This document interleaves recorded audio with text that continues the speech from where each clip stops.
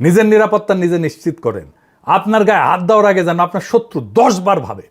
ইরানে বোমা মারতে ট্রাম্প যেমন 10 বার ভাবে, ঠিক সেইভাবে এনসিপির সমাবেশে বোমা হামলা হয়েছে। আপনারা জানেন 2 জন সাংবাদিক সহ 6 জন গুরুতর আহত হয়েছে। ধরছে 2 জন রে, 2 জনই যুবলীগ। মিটিংয়ের আগে নাকি সন্দেহজনকভাবে ঘোরাঘুরি করতেছিল। তো এই বোমা কে মারিছে? আমি 99% শিওর এটা আওয়ামী লীগ মারিছে। কেন মারিছে আর কেন আমি নিশ্চিত হইলাম, আর তারাই যে মারিছে সেটা আমি আজকে ব্যাখ্যা করবো। এই বোমার ঘটনা শুনে পটকা তুষার কইছে এটা নাকি নাটক, মানুষজন আহত হয়েছে। সে কয় নাটক? কেমন জাউরার জাউরা দেন, সিল মেরে দেন এডিটর সাহেব, জাউরার জাউরা সিল মেরে দেন। এই বোমা মারা ঘটনার 3টা জিনিস ঘটছে। 1, লাইট নিবানো হয়েছে, 2 নাম্বার বোমা মারা হয়েছে, 3 নাম্বার সাংবাদিক আহত হয়েছে। এই 3টা ঘটনা অদ্ভুতভাবে মিলা যায় জিয়ার আমলের দুঃখজনক একটা ঘটনার সাথে। আসেন সেই ভুলে যাওয়া ঘটনা নিয়ে আলাপ করি। বাঙ্গু সুশীলদের ডাবল স্ট্যান্ডার্ডটাও বোঝা যাবে। আসেন দেখি বাংলাদেশের ইতিহাসে প্রায় 50 বছর আগে কি ভয়াবহ একটা রাজনৈতিক হত্যাকাণ্ড ঘটেছিল।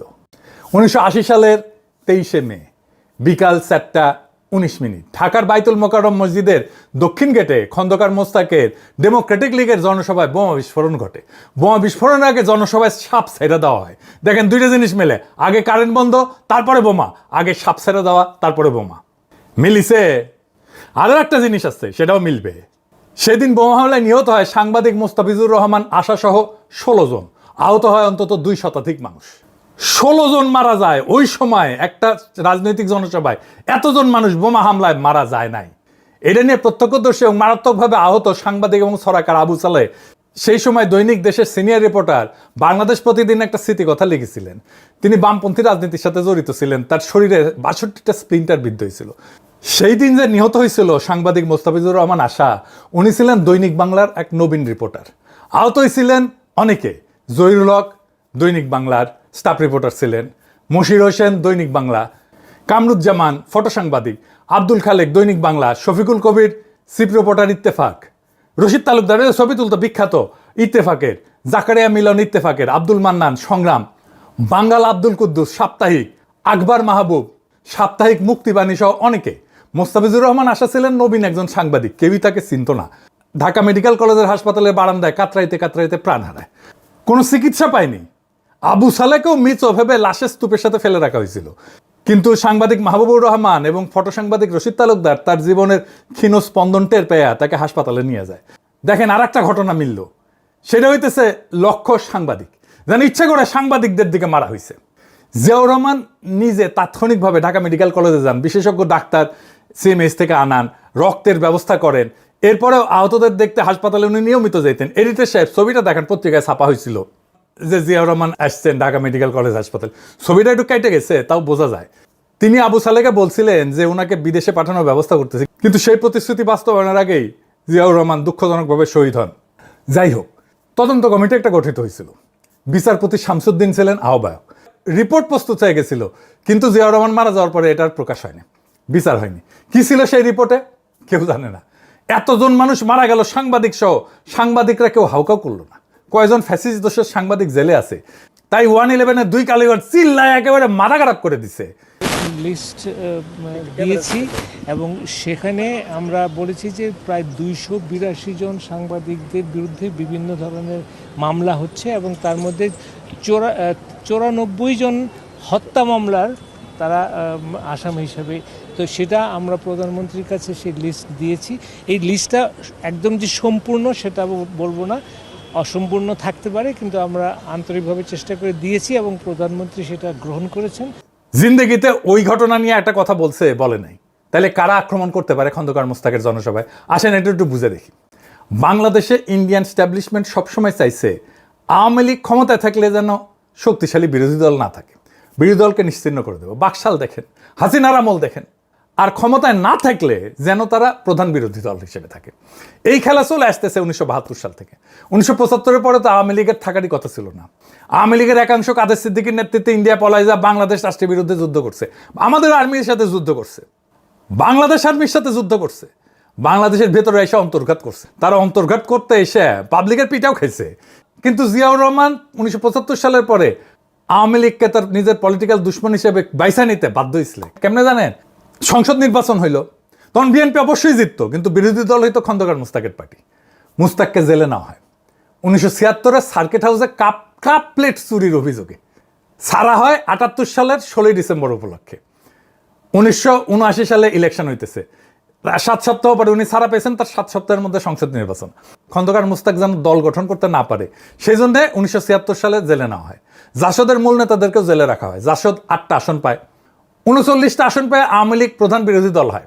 খন্দকার মুস্তাক দল করে নির্বাচন করতে পারলে আওয়ামী লীগের অবস্থানটা উনি নিতেন। আওয়ামী লীগের ভোটার বেশিরভাগ উনি পেতেন, আওয়ামী লীগের চেয়ে বেশি সিট পেতেন। উনার ভোটাররা মুসলিম লীগকে ভোট দেয়, মুসলিম লীগ 20টা আসন পায়। খন্দকার মুস্তাকের দল যদি দাঁড়ায় যেতে পারত তাহলে আওয়ামী লীগ আর প্রধান বিরোধী দল হয় না, বেশিরভাগ খন্দকার মুস্তাকের সাথে চলে যেত। জাসদ দ্বিতীয় দল হইতো, সেটা হয় নাই। তাই আওয়ামী লীগ আবার ফিরে আসছে। যেহেতু জিয়াউর রহমান আওয়ামী লীগরেই তার পলিটিক্যাল দুশ্মন বানাইতে চাইছিল, তাই আওয়ামী লীগ ফিরে আসছে। সেই কারণে খন্দকার মুস্তাকের জনসভায় বোমা হামলা, এই ঘটনা বিএনপিকে পরোক্ষ সুবিধা দিতেই পারে। কিন্তু এখনকার অবস্থা কি? এখন কি বিএনপি কোনোভাবে আওয়ামী লীগের স্পেস দিতে পারে? পারবে না। আওয়ামী লীগকে স্পেস দিলে বিএনপির নিজের যে ভোট ব্যাংক গড়ে উঠছে সেটা ধরে রাখতে পারবে না। জামাত ভীতি দেখায় বিএনপি পুরো আওয়ামী লীগের ভোট নিজের বাক্সে নিতে পারবে যদি আওয়ামী লীগ ভোট না করে। আর ভোট করলে ওই ভোট চলে যাবে। অদ্ভুত একটা অবস্থা বিএনপি। ইন্ডিয়াপন্থীরাও ভোট দেয়, অ্যান্টি ইন্ডিয়ানরাও ভোট দেয়। এইভাবে আপদকাল চলে, কিন্তু লং টার্মে কোনো একটা ক্লিয়ার পজিশন নিতে হবে। যাই হোক, ওই আলাপে আর না যাই। মানে 40% মানুষ তো জামাত এনসিপিতে ভোট দিছে, সংখ্যাটা কম না। এরা ঠিক রাজনীতি করতে পারলে বিএনপি মানে জামাত এনসিপি, তাহলে বিএনপির আরো ভোট নিয়ে আসতে পারবে। এরা যদি ঠিক রাজনীতি করতে পারে, এই কাজ করতে পারবে কিনা আল্লাহ মালুম। সংসদে তো তার প্রতিফলন দেখি না। যাই হোক, খন্দকার মুস্তাকের দল নাই, তাই জনসভায় বোমা মাইরা মানুষ মেরে ফেলার কোনো বিচার হয়নি। 16 জন মানুষ মারা গেছে, কোনো বিচার হয় নাই। কেউ এটা নিয়ে কথা বলে না। তারেক রহমানের সরকারের এই বোমা হামলার তদন্ত রিপোর্ট খুঁজে বের করে প্রকাশ করা উচিত, পাবলিক করে দেওয়া উচিত। আর মতিউর রহমান আর মাহফুজ আনামকে বাঙ্গু সুশীল সাংবাদিকদেরকে জবাব দিতে হবে, কেন বোমা হামলায় সাংবাদিক মারা গেল। এইটার জন্য তারা কোনো প্রতিবাদ করলো না, আর বিচার চাইলো না। কেন তারা বিচার চায় না, এটার জবাব দিতে হবে। ওই সাংবাদিক মারা গেছে, আশা তার জীবন না। দিল্লি স্টারে আগুন দেওয়ার পরে পারলে তো কেন্দ্রে দেয় মাহফুজানন্দ প্রভুপাত, এখন বাইসে থাকাই অসম্ভব হয়ে গেছে। সাংবাদিকদের বাইসে থাকা কি 1980 সালে খুব সম্ভব ছিল? এখন প্রশ্ন হইতেছে, কেন আওয়ামী লীগ এনসিপির জনসভায় বোমা মারল? ইন্ডিয়ার হাসিনার ধারণা ছিল বিএনপি ক্ষমতায় এসে আওয়ামী লীগের স্পেস দিবে, এখন দিতেছে না স্পেস। সেইভাবে হাসিনা আর ইন্ডিয়ার মাথা খারাপ হয়ে গেছে। এরা নানাভাবে দেশে অস্থিরতা তৈরি করতেছে, টাকা পয়সা দিয়ে খুন খারাপি করতেছে। আপনি দেখছেন না, খুন খারাপি বেড়ে গেছে, কোনোভাবে সামাল দেওয়া যাইতেছে না। এগুলো হাসিনা টাকা দিচ্ছে, ইন্ডিয়া টাকা দিচ্ছে, টাকা দিচ্ছে। হাসিনা পালানোর পরে ডাকাতি করার কন্ট্রাক্ট দিছিল না, মনে আছে না? আর এনসিপি তো আওয়ামী লীগের 1 নম্বর শত্রু, ছোট দল, তাই এনসিপির উপরে হামলা করাটা তার জন্য সুবিধাজনক।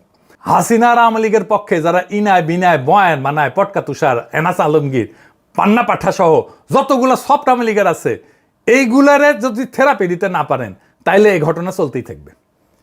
একেবারে রুলারের মতো সোজা হয়ে যাবে। থেরাপি দিবেন, বোমা হামলা বন্ধ হয়ে যাবে, সন্ত্রাস বন্ধ হয়ে যাবে, বোমা হামলা বন্ধ হয়ে যাবে, আওয়ামী লীগের তৈরি করা ভাড়াটা সন্ত্রাস সেটা বন্ধ হয়ে যাবে, দেশ শান্ত হয়ে যাবে। এরাই দেশকে শান্ত করতে দিতেছে না। আওয়ামী লীগ যেখানে মিছিল করবে, মিছিল দেখলে মারবেন ধাওয়া, একা হইলেও মারবেন ধাওয়া। দেখবেন আশেপাশের লোকজন এসে জড়ো হইতেছে, একটারে দুইটারে ধরতে পারলে একদম ট্যাঙ্গে রেখে থেরাপি দিবেন। একটা নিষিদ্ধ দল, তারা থেরাপি দেওয়া জায়েজ আছে। আমি আশঙ্কা করি এরকম বোমা হামলা আরো হবে, ভয়ঙ্কর রকমের বোমা হামলা হইতে পারে, আরো বড় আক্রমণ হবে। আওয়ামী লীগ এটা করবে। আর এই বোমা হামলা থেকে এনসিপি কি মুক্তি পেতে পারবে? অবশ্যই মুক্তি পেতে পারবে, এটা থামাইও দিতে পারবে। আমি যে স্ট্র্যাটেজি দেবো এটা মেনে চললে এই আক্রমণ আর হবে না। সেই স্ট্র্যাটেজি ফলো করলে কেউ কখনো এনসিপির জনসভায় হামলা চালাইতে পারবে না, চিন্তাই করবে না বোমা টোমা মায়ের কি দিমু শিখে দেই শিখে। আমি এনসিপি করলে সাভারে যেদিন বোমা হামলা হইলো ঠিক তার 1 সপ্তাহের মধ্যে সাভারে আওয়ামী লীগের সবচেয়ে যে বড় নেতা আছে তার বাসাবাড়ি ধানমন্ডি 32 নম্বর বানাই দিতাম, আর ওই নেতার মরিচ পটকা ঢুকায় আগুন দিয়ে দিতাম, সারা বাংলাদেশ খবর হয়ে যেত। দ্বিতীয়বার কোনো বোমা হামলা হইতো না। এখন আমার ক্ষুদ্র ভ্রাতারা কইতে পারে, সাভারে তো আওয়ামী লীগের নেতারা সব পালাইছে, তাই কার মরিচ পটকা দিমু? যদি এটাই হয় তাহলে আওয়ামী লীগের নেতা আছে ঢাকায় সাবের হোসেন চৌধুরী দিতাম, ওর মরিচ পটকা ঢুকায় আগুন দিতাম। ঢাকার এমবেসি পাড়ায় হাউকাও লেগে যেত, ওদের কইতাম তাহলে তুমি সিকিউরিটি দাও, নয়তো চুপ থাকো। হাসিনার টাইমে হাউকাও করছিলা, এত গুম আয়নাগর হইলো, খুন হইলো, একবারও তো চিল্লাও নাই। এত ভোট ডাকাতি হইলো, একবার চিল্লাইছো তুমি? মিয়া ফাজলামি। র্যাবরেকে ট্রেনিং দিছে, পশ্চিমারাই তো ট্রেনিং দিছে, একেবারে ঠাসি খেয়ে বসে যেত। সিপিবি নেতা ছিলেন জসিম মণ্ডল, আমার জ্যাঠাদের সাথে রাজনীতি করতেন, রাজশাহীতে আসলে আমার কাছেই থাকতেন মেডিকেল কলেজে। উনি যুবক বয়সে খুবই মাঠদাঙ্গা রাজনৈতিক কর্মী ছিলেন, উনি গল্প করছিলেন। আমি মনে হয় একবার বলছি, স্মৃতি থেকে কইতেছি একটু এদিক সেদিক হইতে পারে, কিন্তু এসেন্স হিসেবে ঠিক থাকবে। একবার এক দারোগা এক কমিউনিস্টে ধরছে, জসিম মণ্ডল একাই গেছে থানায়। থানায় গিয়ে দারোগারে কইছে, দারোগা সাহেব আপনি তো জানেন আমি কমিউনিস্ট, আমাদের কোনো সম্পদ নাই, টাকা পয়সা নাই, কোনো কিছুর জন্য বাইসে থাকার কোনো তাড়না নাই, একমাত্র বিপ্লব ছাড়া। আমাদের পরিবার বিপ্লবের রাস্তায় আমাদেরকে কোরবানি দিয়ে দিছে, আমি আজ মারা গেলে ওদের জীবন থামে যাবে না, ওরা জানে মারা যেতে পারে, লিল্লাই দিয়ে দিছে আমারে। আপনার জীবনের মায়া আছে, আপনার আপনার আপনার পরিবার আছে, সম্পদ আছে, এবং আপনি সেটা রক্ষা করতে চান। আপনার রক্ষা করার জিনিস আছে, আপনার বাইসে থাকার তাড়না আছে। একেবারে দিব কলে, আমি না পারলেও আমার কমরেড এসে দিবে, সে না পারলে আরেকজন এসে দিবে, কিন্তু তোমার দেওয়া হবে। আমার কমরেডরা সাইরা দেন, সাথে সাথে সাইরা দিছে। আপনি সিস্টেমের ভিতরে ঢুকে গেলে আপনারা ম্যানেজ করতে পারবে, সিস্টেমের বাইরে বাস করলে কেউ আপনারা ম্যানেজ করতে পারবে না। হাসিনার বিরুদ্ধে প্রবাসেই সবচেয়ে বেশি কাজ হয়েছে। কেন? কারণ হাসিনা আমাদের ধরতে পারতো না, পরিবারকে ঝামেলা করার চেষ্টা করছে, সুবিধা করতে পারে নাই। এক কনসারের বন্ডে ধরেই তার খবর হয়ে গেছে। সিস্টেমটা যদি বদলাইতে চান, সিস্টেমের পাঠ হইয়েন না, নিজের নিরাপত্তা নিজে নিশ্চিত করেন।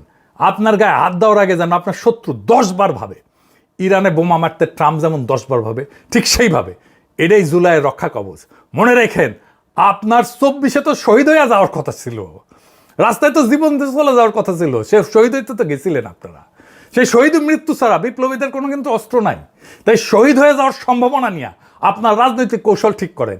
কেউ আপনারা হারানো তো দূর কি বাদ, আক্রমণ করার সাহস পাইবে না। ইনকিলাব জিন্দাবাদ, আজাদি জিন্দাবাদ।